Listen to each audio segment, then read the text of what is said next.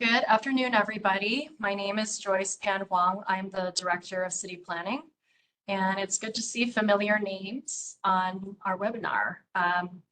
I, first of all, just want to welcome you all to this signage webinar. If you are comfortable or have the ability to, we would love it if you would just RSVP in a sense in the chat by writing your name and the company that you're with so we can get a record of who's on the call. Hope you're having a really good sunny day. We're appreciating that you're spending the next hour with us. So first of all, I wanted to say, this is the first time we're trying something like this. This is our first webinar, and we hope that it's really informational and instructive. I think we can all think of times, whether you're a staff member on this call or if you're with a vendor, when a signage package has gotten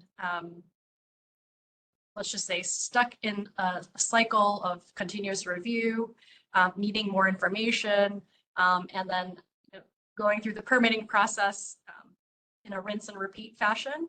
And all of us, I think, agree that we want to avoid doing this. We want to ensure that we have a smooth process. We want to do business better.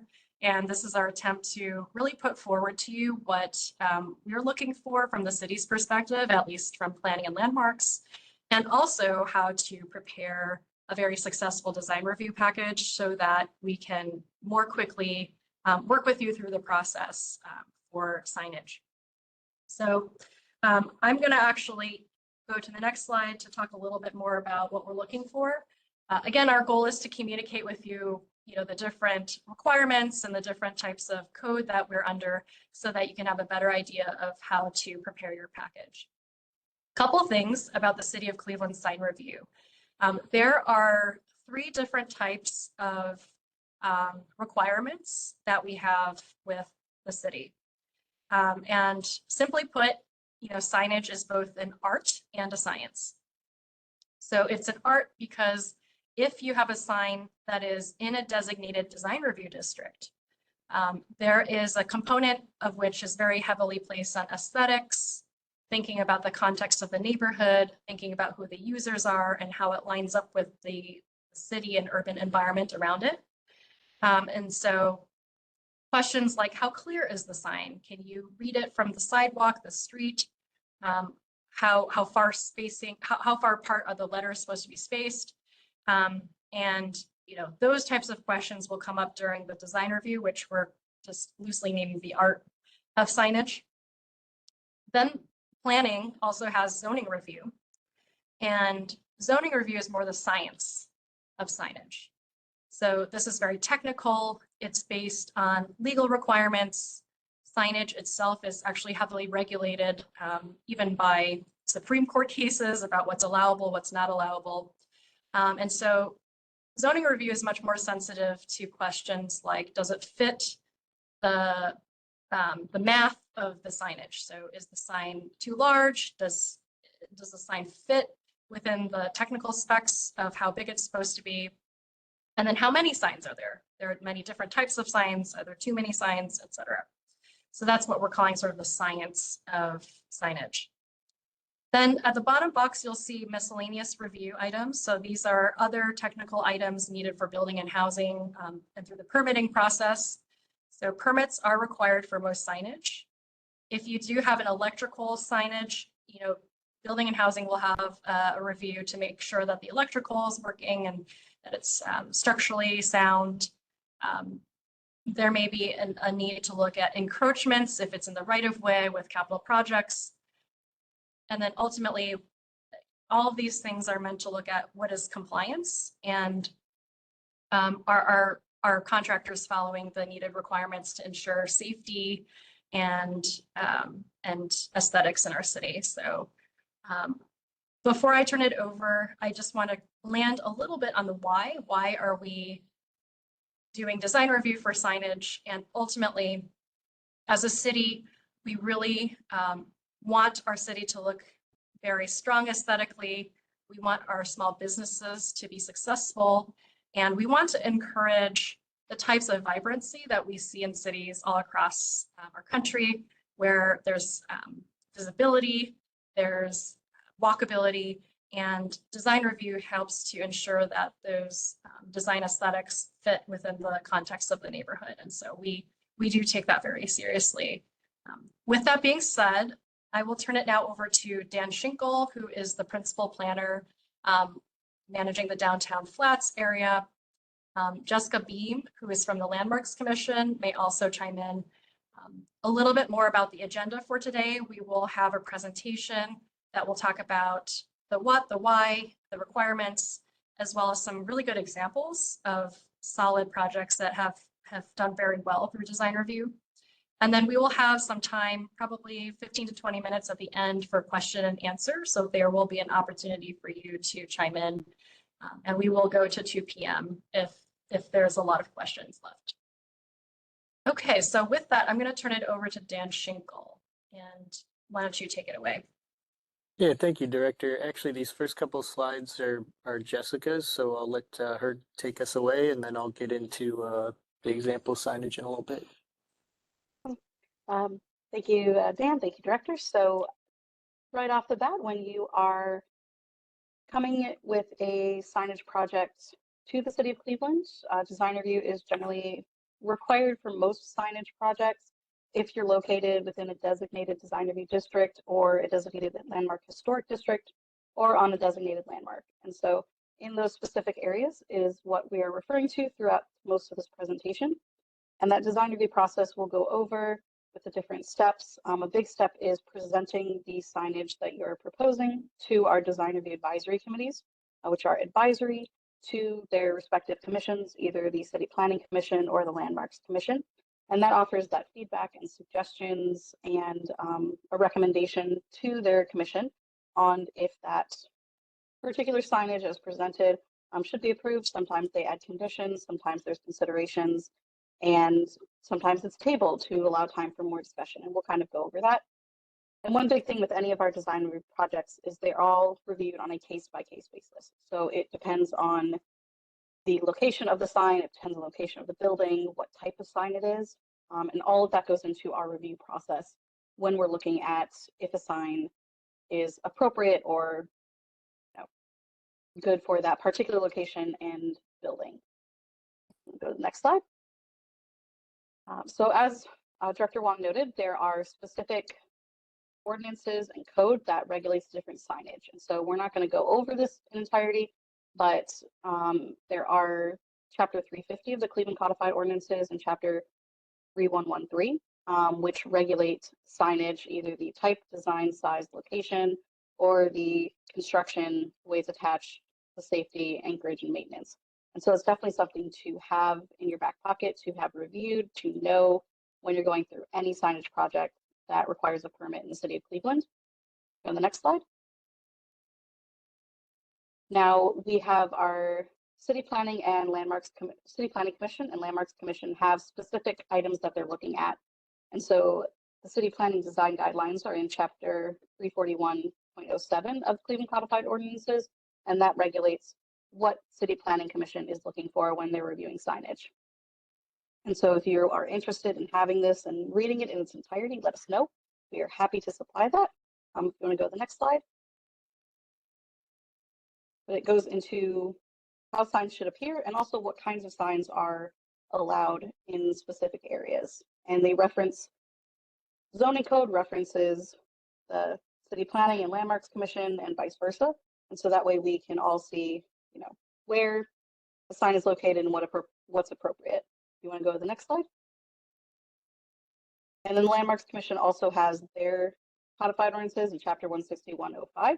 That also includes information about how they review projects and what they're looking at, which is slightly different than city planning, but they go through the same process, which makes it a little bit easier for applicants because we're looking at a similar thing. Once again, if you want any of these ordinances, let us know. We're happy to send those out. I'm going to go to the next slide. So the real big push, if you are going for design review for signage located in designated historic districts, on designated landmarks, or in design review districts, which we'll go over a few times in this presentation. So the design review process is going to go pretty much in one direction as we apply for that that permit or for that signage. If you are located outside of a design review district or landmark district or not on the landmark property, this process is not required. And so knowing the location of your building is going to be really important. But to kind of go over this really quickly, starts with that project being submitted either to the design review coordinator, to the meeting administrator for planner, to building and housing if you're applying for a permit first. The city planning staff or landmarks commission staff will confirm that all required information is submitted. At that point, they will submit it to zoning. Zoning will do that review for any required variances. Because if variances are needed, it's going to go on a slightly different path than if there's no variances needed for the signage. That first step, as noted, is that design review advisory committee. They'll make that recommendation. If it is recommended for approval and there's no variances needed, you see that line goes right down to applying for that permit and completing that process with building and housing. If there are variances that are needed and it did get recommended for approval by the design review advisory committee, it will go to either city planning commission or the landmarks commission, depending on that location. Once it is fully approved, or for the landmarks commission given the certificate of appropriateness, that is when you'd apply for the permit or complete that permit application process with building and housing. Once the permit has been issued from building and housing, and that's after it's looked at any electrical, structural, encroachment permits through building and housing, that's when that fabrication and installation would occur. And so that's if there's approvals and no kind of delay through that process. And so that's what we love to see, is those projects going just quickly through this process. I did want to touch on a couple points here. If you do require a variance, like our director, Joyce is on the call with us today. She is not authorized by law to administratively approve those variances. They have to go through the commission.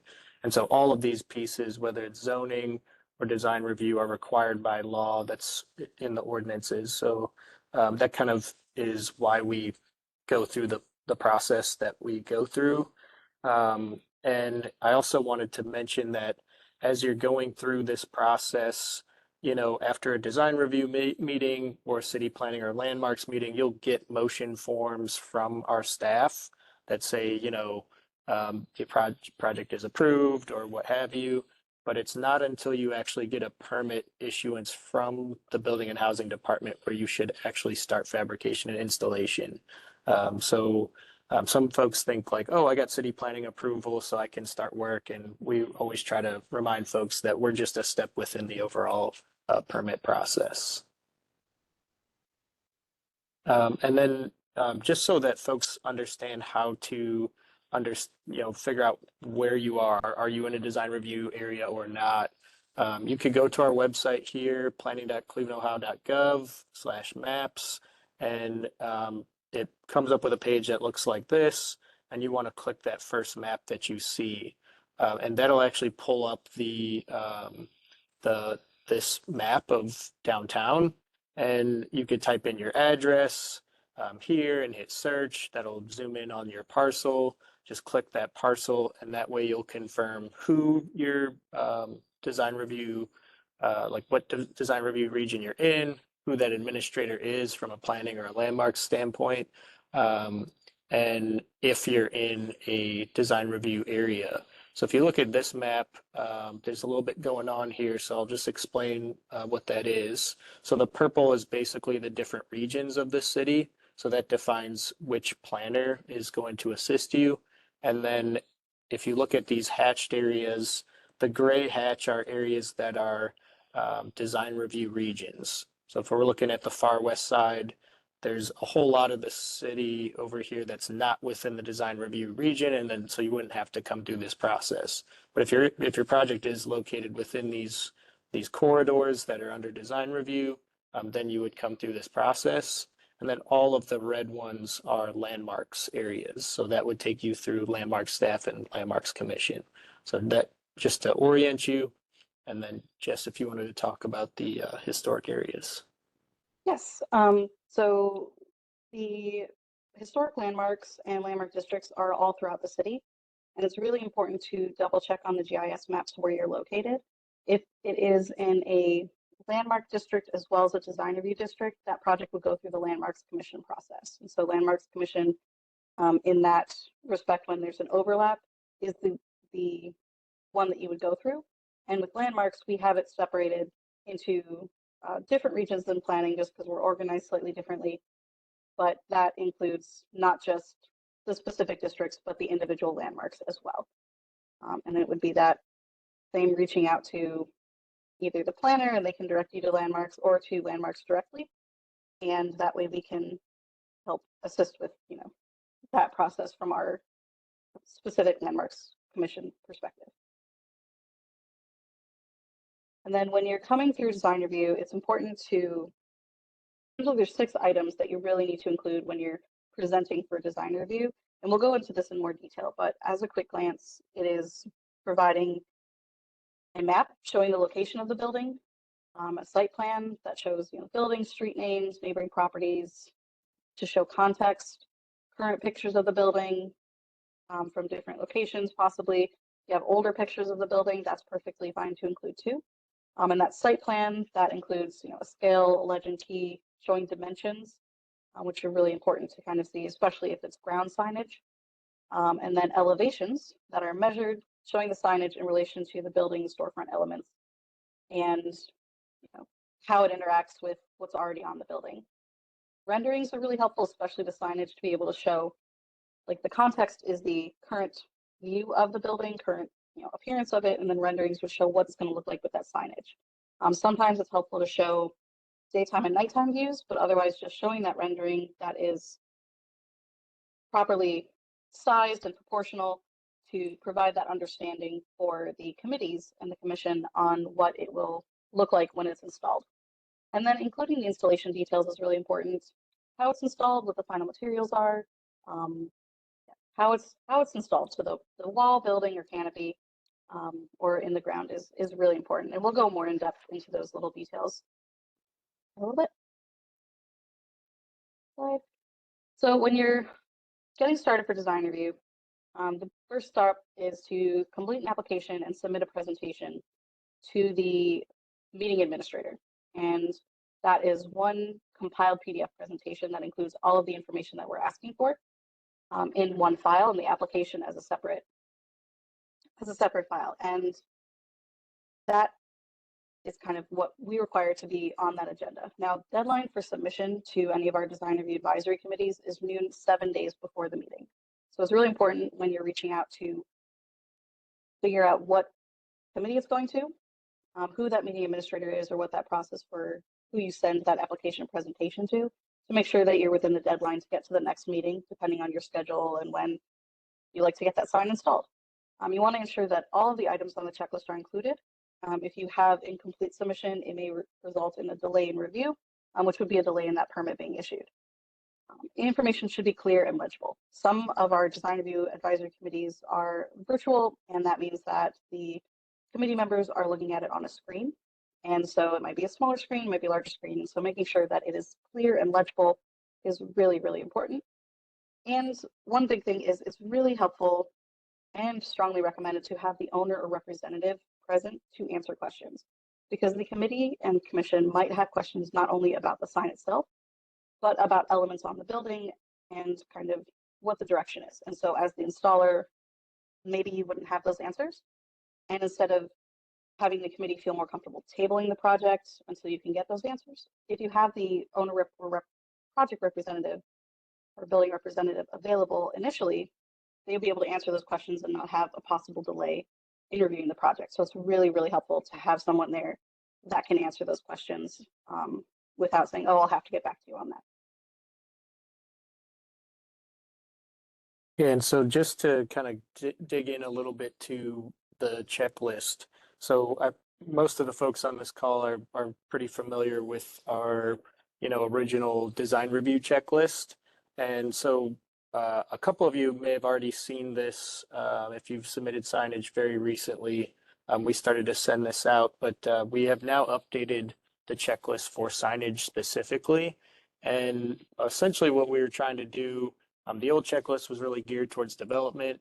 This checklist is just specific to signage. So there was always some confusion, hey, I don't need a tree preservation plan, right? And those types of issues were coming up with that previous signage. So we really streamlined this and simplified it so that it's clear for us what you guys are submitting, but it's also clear to you guys what we need to see.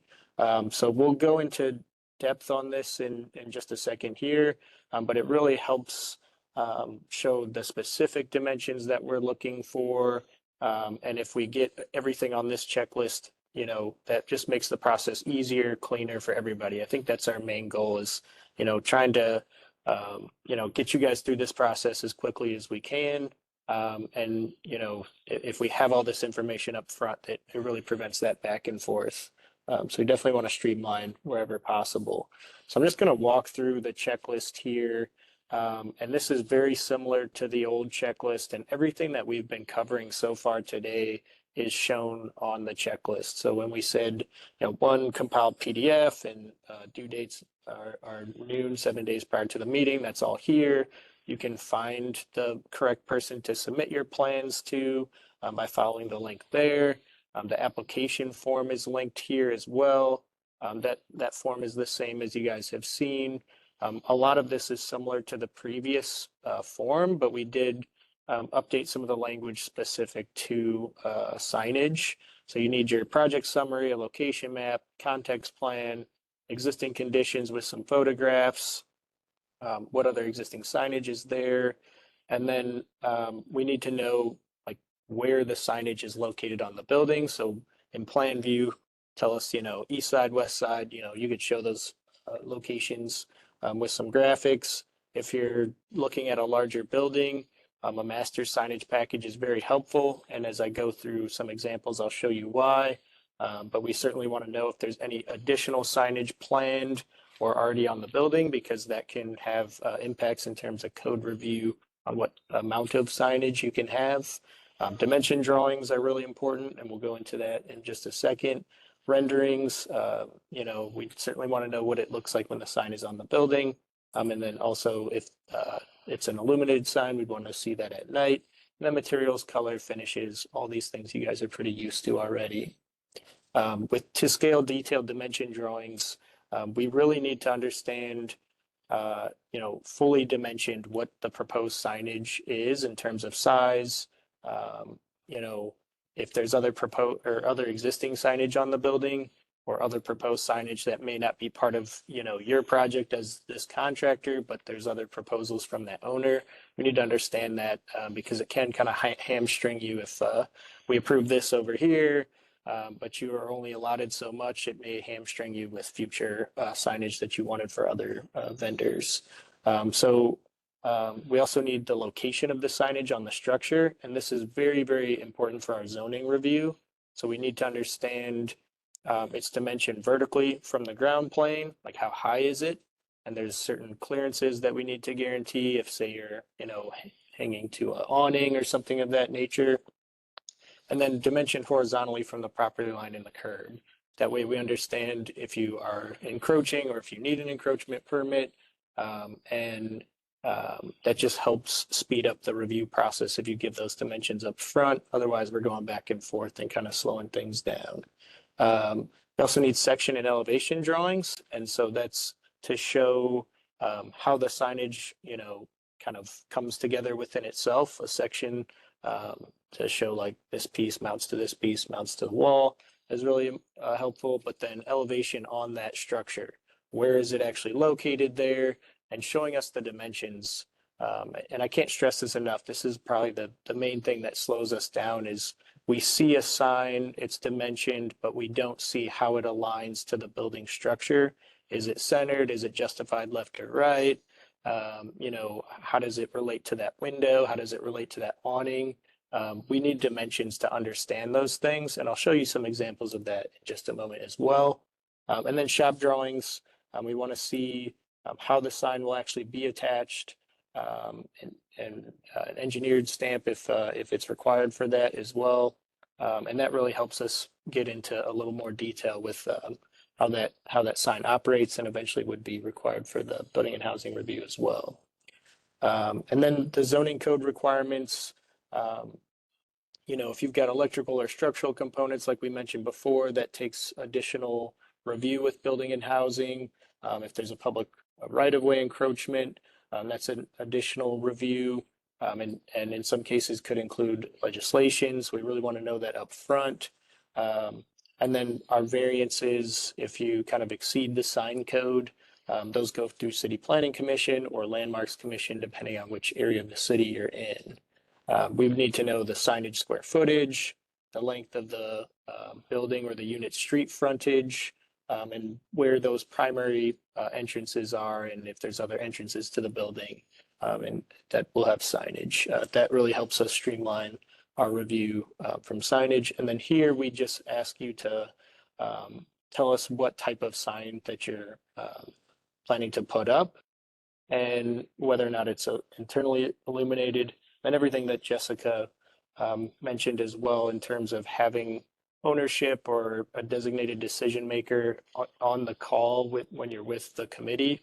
That really streamlines things, because sometimes it's just a simple question that's more specific to the vendor or to how the signage relates to the rest of the building, that as an installer, you just probably aren't looped in on those types of discussions, but it does weigh on how we review a project. Can I add so- quickly, Dan, here, that if you go back to the last slide, the reason why we ask for all the different types of signage, and it must emphasize that it's better for you to disclose all the signage altogether, or rather maybe have your client disclose all the different signage types altogether, because a part of the signage regulation in the zoning code actually talks about adding the total number of square footage together. So it is essential that you provide as much information as you can up front, so that we can evaluate whether or not we need a variance. And if we need a variance, of course, that would require City Planning Commission. That happens only twice a month. So we just want to make sure that we have all that information up front for the purpose of, again, streamlining the process. Yeah, thank you for that, Joyce. So before we jump into the next phase of the presentation there, I wanted to walk through some sign examples. Is everybody seeing my screen here? Okay, great. So these are just some examples to walk us through, a couple elements that I think are worth highlighting. This is the police headquarters project. They did a nice job giving us some background on the project, kind of where it is, what it is, but this was specific to signage. They kind of started to show us where the different signage was on some of the elevations.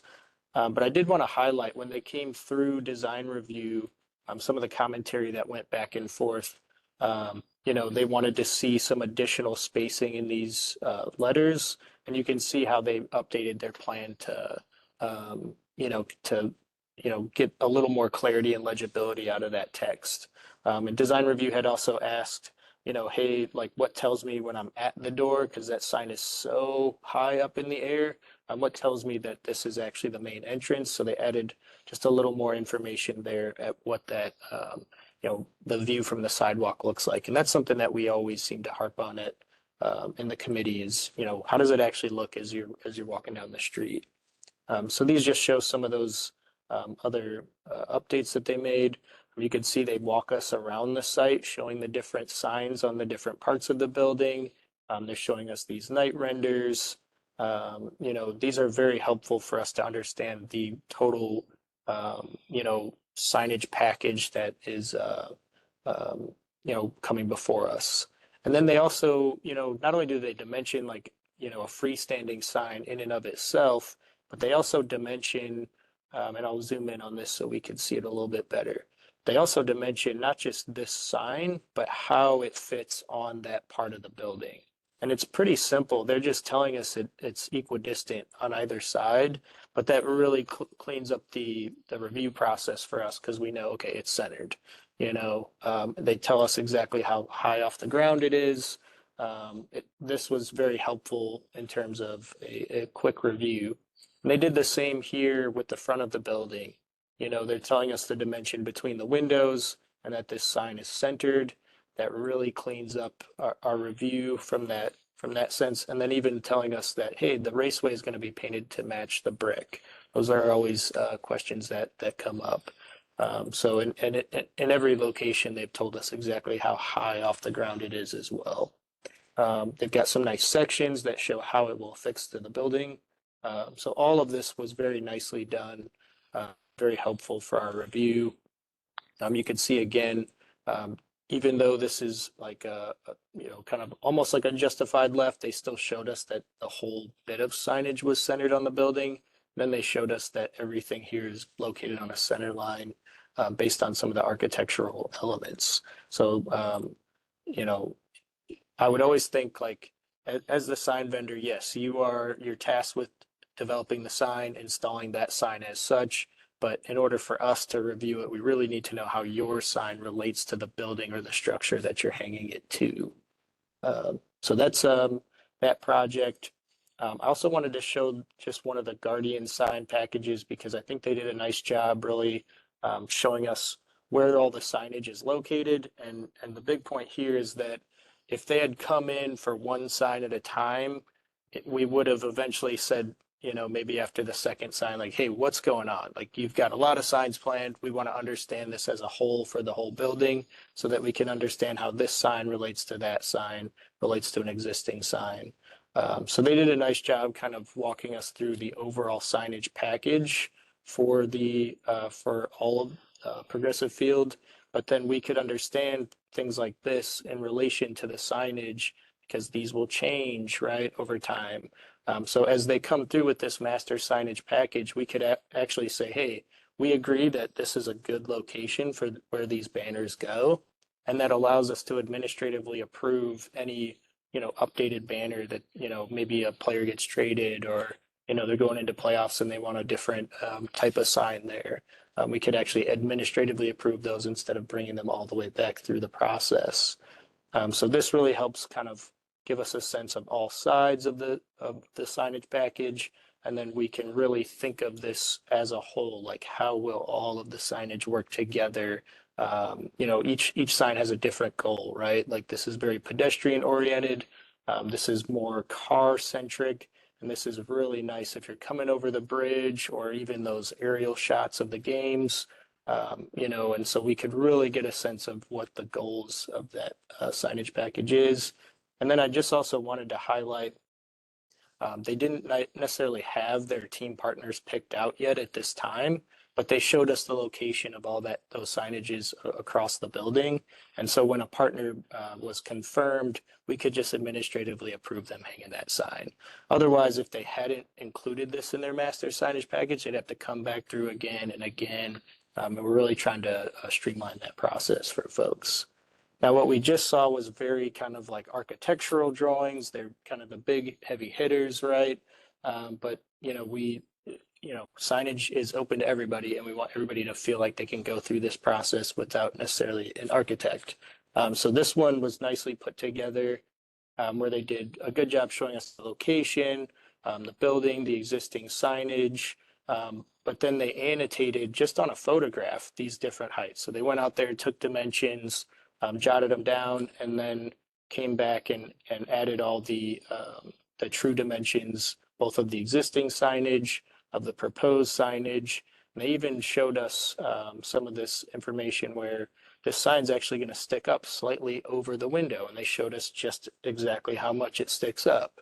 And on pages like this, I'll zoom in a little bit so we can see, they're showing that the new sign will be in line with the bottom of the windowsill. That's really helpful. Now we understand how the sign relates to the architecture.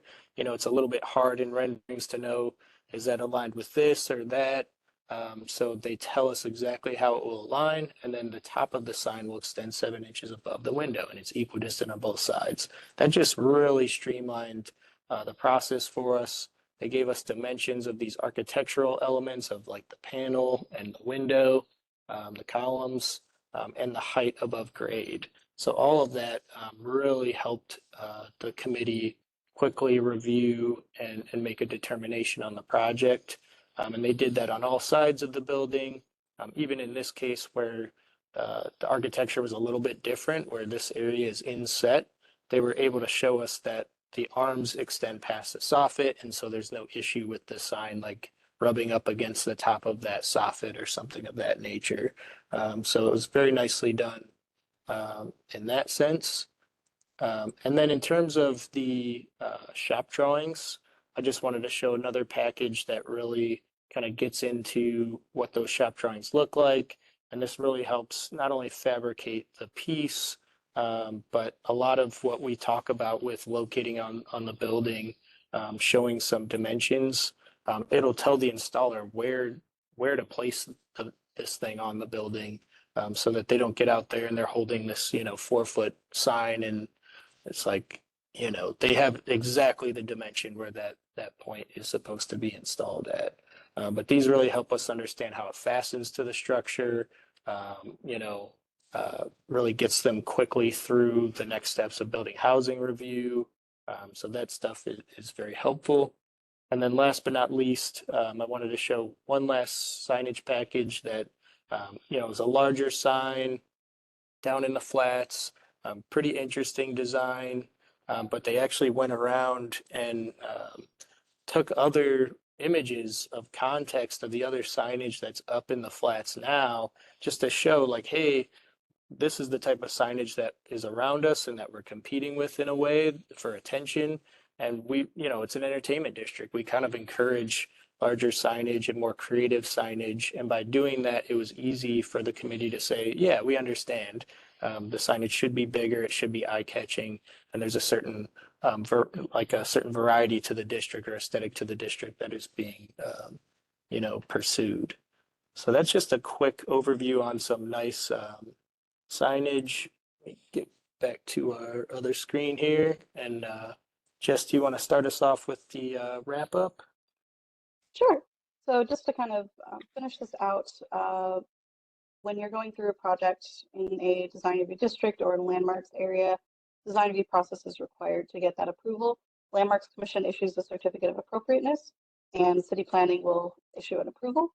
Now, if there is variance, the City Planning Commission and the Landmarks Commission can authorize the signage to either be less strict or more strict than the signage code if it's in accordance with the commission standards. And so you wouldn't necessarily, if you needed a variance, have to go through the Board of Zoning Appeals process, because the commissions can grant that variance if they so choose through that design review process. So it's really important to kind of have all that information, have that context for them to determine if a variance to set code is approvable. And as noted, permits are required for almost all signage, and that is through the Department of Building and Housing. So our design review process is just one step. For this process for approval, there's that zoning review and there's that building and housing review to get to from project submission all the way to installation, fabrication, or fabrication installation.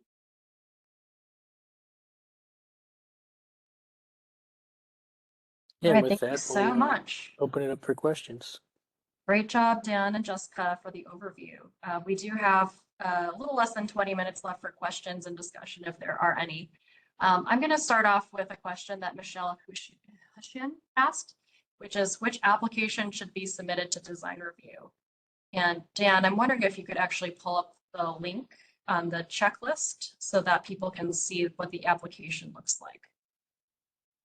Yeah, so this is the checklist that we'll be sending out to everybody on the call, and this is the link to the application form. If you click on that, it'll take you right to, as long as you're connected to the internet, it'll take you right to the form. So this is what the form looks like. Nothing has changed about the form for anybody that's submitted to us before, but it's all conveniently located within that checklist. Does that answer your question, Michelle? Well, I'll add that the Landmarks Commission checklist, the Landmarks Commission has their own application form for our design review process. And so knowing what location the project is in will determine if you're filling out the Planning Commission design review application or the Landmarks Commission design review application. One more comment too about the application here. So you'll see near the bottom of the screen, it says review level. And so there are multiple review levels, and I'll say that signage should go for final design. We don't, generally speaking, need to see a conceptual or schematic design unless you want feedback or unless you have a master plan that you, again, want feedback on, most individual signs should aim for final design development if you have all of your packaged items together. That's the big caveat. You know, the committee could say, we just don't think you're ready for final yet because we don't have enough information, which is why we want you to have all of this information ready for that final design. Conceptual and schematic are more for new construction projects that maybe a major project with a huge new building or a new residential mixed use development. You know, we want to see different levels of review for larger projects, but we would consider signage to be under final. Great, Okay, perfect. Our question. Sorry. Did we answer your question? Yes. Good, good. All right, two questions from Mark. Let's start with his first one. In the presentation, should each page have a purpose, such as context on one page, drawing on another, render, map, etc.? Dan or Jessica, you want to take that? I would say so. I mean, you know, it's just a presentation, right? It's a PDF, so it can be, you know, however many pages you want it to be.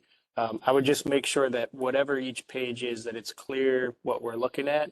I definitely see some signage package come in where we're trying to just fit as many things onto a page as possible, and it gets a little bit difficult to understand what we're looking at. You know, if that's Mark Balin-esque in the call, I know we've talked about sometimes we just need to see all the dimensions in one place though too.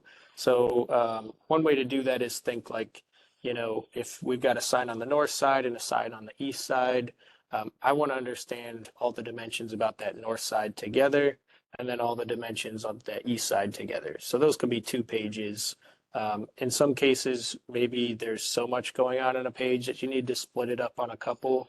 I think just the example that I showed earlier of police headquarters is a good option to look at where they gave this elevation 1 page. Now they do have other signage on this page, but they did a very nice job of just showing us specific details both of the sign dimensions, but also how it relates to the building, all on 1 page.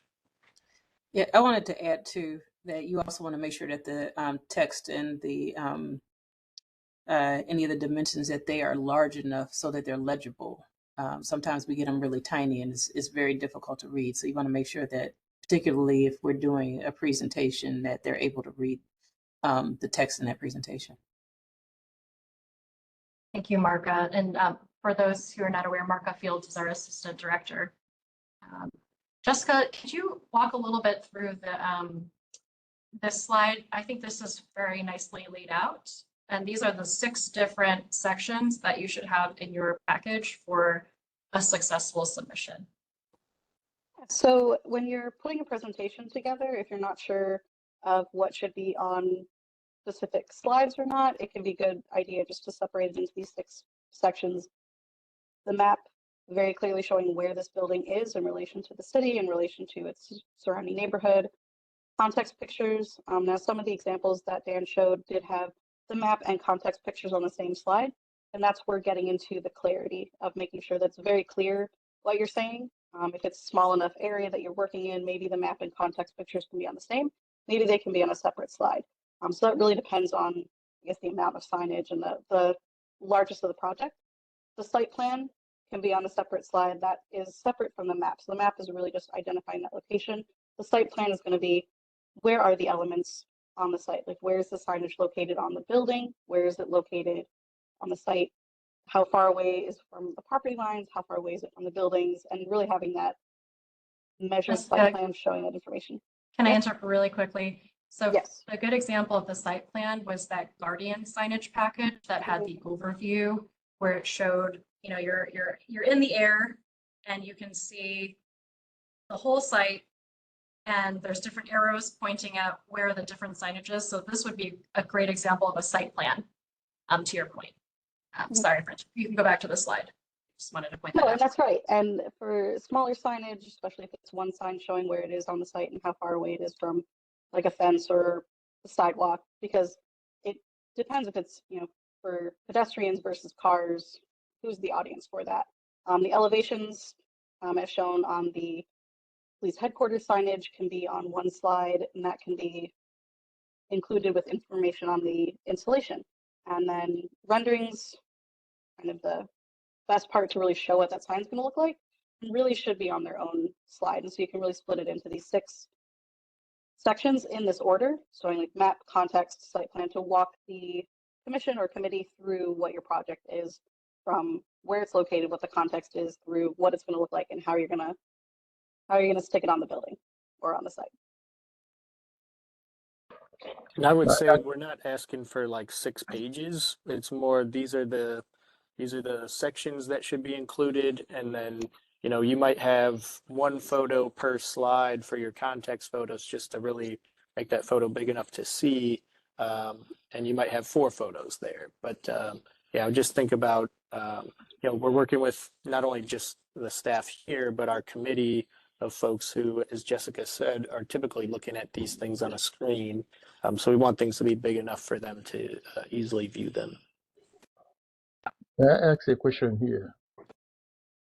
This is Chooks Okoye. Yeah, go ahead. If application is missing or is missing up to 40% to 50% of the information required, what process do we go by to make them correct? I understand that you said that might delay the application, but what process do we take to correct what is missing? Yeah, good question. Yeah, so, and this does happen pretty frequently, where we maybe half the information. So I would encourage applicants to go down the checklist and actually check off things and make sure you've got everything that the list is asking for.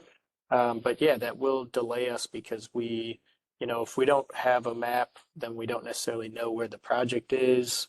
If it's an illuminated sign and we don't see a night render, we don't necessarily know what that looks like. So those are things that we really want the committee to be able to, like, if you want the most streamlined review, you'll need all those things up front for the committee to understand what the project is and make a motion on it. And so we really harp on having all those. So if we did receive a package that was incomplete, a member from our staff would reach out to that applicant and say, hey, we received your package. We're missing a couple items. We just essentially ask that those items be added. Otherwise, we would not be able to advance your project through the review process. May I Okay, my also question. add? Okay, I'm sorry. My question comes back. Since we are receiving this application through building and housing, do we refer back to building and housing, or when we get this application, do we communicate with building and housing on the new update that we receive? Shooks, are you saying if they submit an updated version? Okay, building and housing is supposed to receive our original application the first time, and if things are missing, do we go to ask to request for this through building and housing, or do we ask for this information directly from the applicant? And if we do so and get additional information, do we communicate back with building and housing to get them up to date? So typically what we would do, so an application comes in incomplete, we'd reach out to the applicant to get, those missing items added back. Then we would add them to an agenda, take them through the design review process. And once that they have gotten their approvals there, then we would say, okay, now we'll go back and update building and housing. So some applicants don't submit for permit first. They wait to go through design review process, which is totally fine and pretty typical. So, they might get our approval before even submitting to building and housing. If they did submit to building and housing first, we wouldn't make them go back and forth to building and housing a bunch of times through the process. We'd just get them all the way through design review and then have them update their signage package to their permit record. And actually, when I advance, your package forward in the permit record system, Acela, I will upload the motion form from the committee meeting, or in some cases, the commission meeting if it needed a variance, and that updated signage package. And I'll click on that as an approved plan. So once it moves forward to zoning, and if it needs any other building and housing reviews, say like structural or electrical, they'll be able to open your permit record and understand exactly this is the approved plan. They may still see the old plan, but they'll be looking specifically for the approved plans. Thank you. I do want to mention too, we've tried to include other aspects in the design review checklist that will also help you get through building and housing and the permitting process. So that way you don't have to continuously go back again and again to add more information throughout the process. Hopefully we're getting to a point where we can get one submission that has all the information and you can go straight from the city planning department to building and housing. And if there's a special case, right, you may need to go to capital projects, and I can touch on that later. I do want to notice that Mark had a second question. I did answer in the chat, so I'll repeat my answer. And if there's anything to add, feel free to add. If a project has multiple signs, have one submission, and should the signs be on separate pages, except in renderings and drawings where they may be in the same view? And the response was yes, if there are multiple signs, one submission is best. Again, we want to see the whole picture. We want to understand how the signs relate to each other, and that's what we would call a signage master plan. Various signs should be on separate pages, except on renderings and drawings where they are in the same view. So in that package, we do want to see each sign individually, but then in the rendering, again, we want to see how they all fit together for the whole aesthetic. Are there any other questions? I think we have time for maybe one more question, and then I have some sort of summary and advice that I'd like to give at the final drop here. Any other questions? I did just have one quick comment to Mark's question. Like dimensioning each sign, we need to see separate so that we can understand the code review process from a code review stance. But yeah, I think Joyce really highlighted it nicely, like to understand those big picture views where you see, if you're standing on the street corner and you're looking at that building, you'd actually see maybe 3 or 4 signs all at once. We really want to understand those together because we are looking at aesthetics and we're trying to understand how does this all orchestrate as one sort of directive.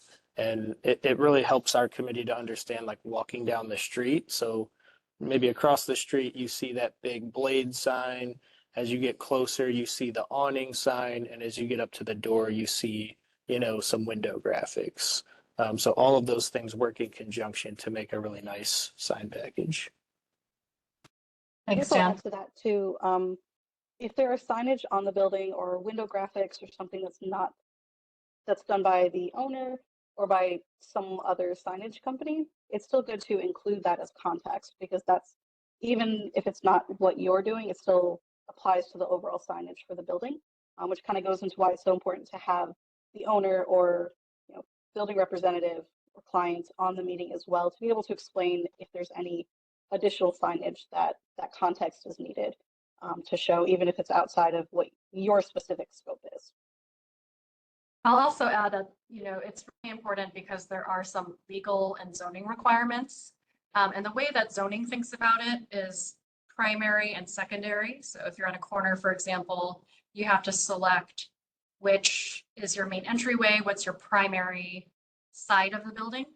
And then you'd also have to talk about your secondary side of the building and how the signs will be kind of read from each of those angles, because there is a math to it. There is a certain percentage or certain dimension that's allowable per primary or secondary side of the building. And so that's also why it's important, so we can get a sense of the total math that's needed, the total calculations of signage. And again, the commissions and design reviews are to an extent understanding if there is a purpose.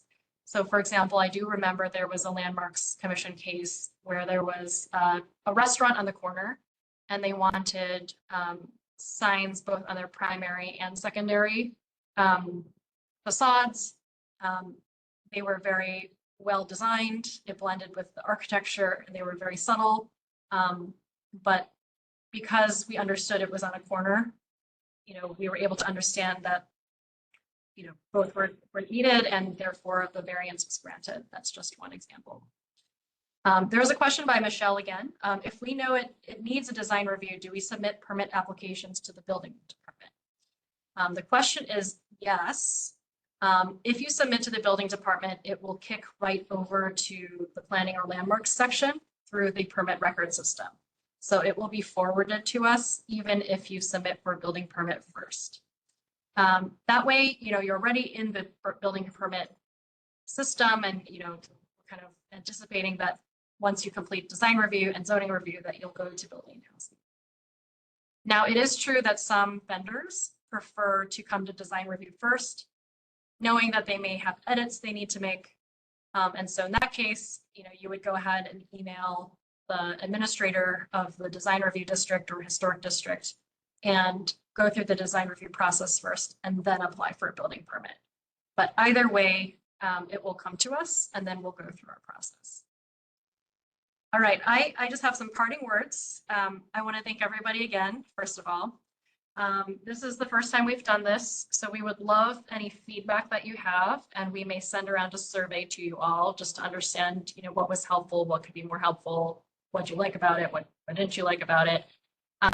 Dan Schinkel or Jessica, we're going to collate all the materials and have it sent out to this entire group so that you can have the presentation, the submission samples, the signage checklist, and any other helpful links, such as the GIS page.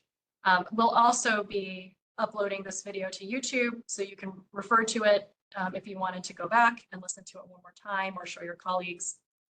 I just want to end with some parting advice. So Dan, if you could go back to that second slide that shows the 3 different types of review. So just to summarize, design review is again the art of the sign. So one thing we didn't cover as much is the idea of thinking of the audience. So in design review, we like to think about, the people who are walking on the street. That's the pedestrian level. That's the first level. The second would be people who are driving in cars or riding buses past the building. Can they see it? And is it clear? And that would be more auto-oriented. And then lastly, again, if it's a larger stadium or a larger building, a skyline type of sign, are you able to see it from far away, from the air, et cetera? So thinking of the audience is going to be a big question for you to ask. We talked a lot about symmetry and making sure that it lines up with the building and the architecture of the building. So that is really critical to a successful design review process. Moving over to zoning review, when you do submit your application, we are going to simultaneously pursue zoning review as well as design review. So zoning review will take up to 2 weeks just to do the measurements and make sure that you do or don't need a variance. A variance, for those who are not familiar, is asking for permission to vary from the law, the legal requirements. So that's why a special permission is needed. And typically variances are required if the signage has more square footage than is allotted. And as Dan mentioned, if it's an entertainment district, we will understand the purpose of it more, but it's up to the applicant to kind of make that clear that there is a purpose to the size of the sign. And if you express that, that'll become a part of the deliberation on whether or not to allow the variance or not. My last word is about encroachments. We did not touch on this as much, but an encroachment is essentially if a sign crosses over the private property line into the public right of way. So it's, in the air crossing over into, a sidewalk or the roadway. And if there is a sign that encroaches over into the publicly owned, areas, again, sidewalks, roads, parks, whatever it is. Because it is on public property, technically, it does require special permission from city council through legislation, and that can take about a month or more, maybe many months. So that's something to carefully consider with your client if you do have a sign that is going to kind of hang in the air over the public right of way.